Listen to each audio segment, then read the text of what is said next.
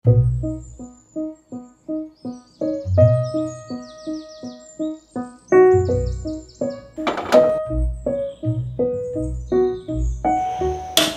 ang buhay sa nayon. Isang simpleng gawain tulad ng pag-iigib at paglilinis ang parte na ng aking araw-araw na buhay. Sa paulit-ulit na ritmong ito, unti-unti kong natututunan ang halaga ng tiyaga.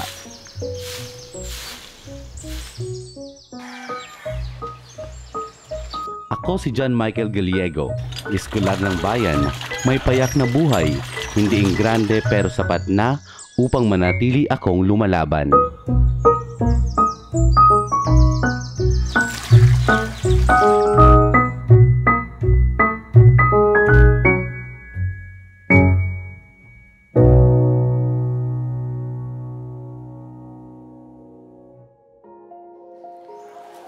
Mahirap ang buhay, isang tila walang katapusang laban ng pagod at sakripisyo.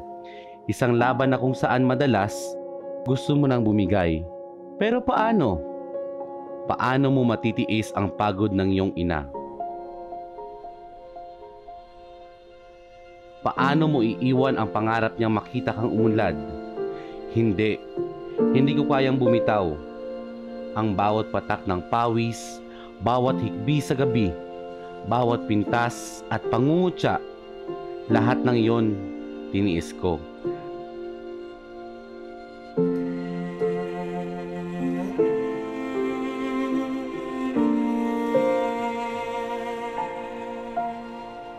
Dahil alam kong may pag-asa. Kahit sa pinakamadilim na bahagi ng aking buhay, may pag-asa.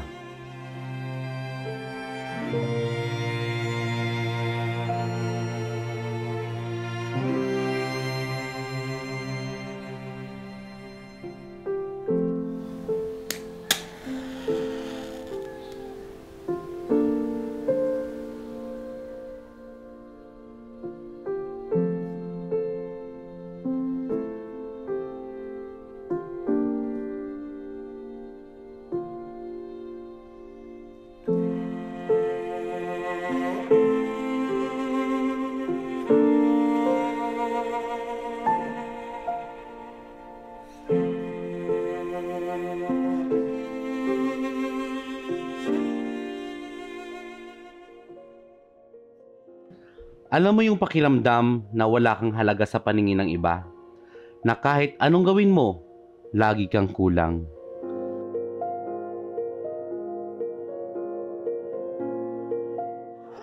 Bro, Yara si Kiwit niya Jilan.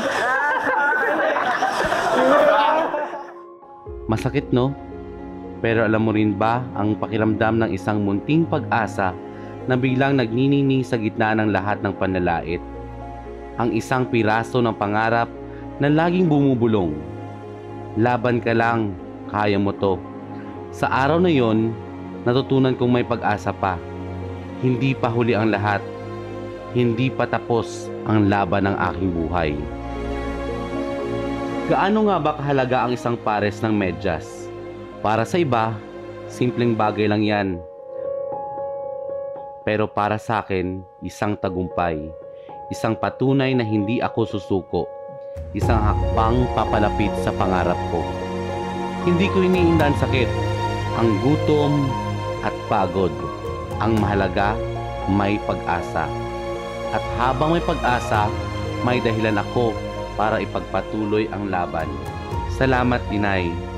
Salamat sa walang sawang paniniwala sa akin na kahit ako mismo, nawawalan na ng tiwala sa sarili ko.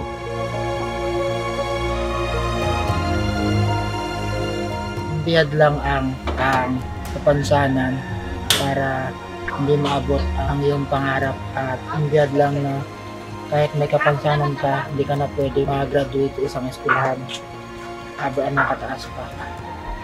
Basta meron ka lang pagsisikap at pagpupursige at pananalig sa taas, maabot mo yung pangarap mo.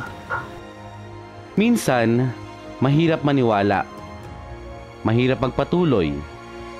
Pero gusto kong sabihin sa inyo ngayon, kahit anong mangyari, huwag tayong bibitaw. Huwag tayong susuko.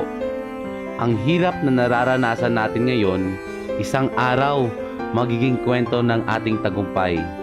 Hindi hadlang ang kahirapan, hindi hadlang ang pangungutya ng iba. Ang tanging hadlang ay kung tayo mismo ang titigil sa laban. Kaya lumaban tayo, mangarap tayo. Dahil ang bawat pangarap na may kasamang pagsisikap, magiging realidad.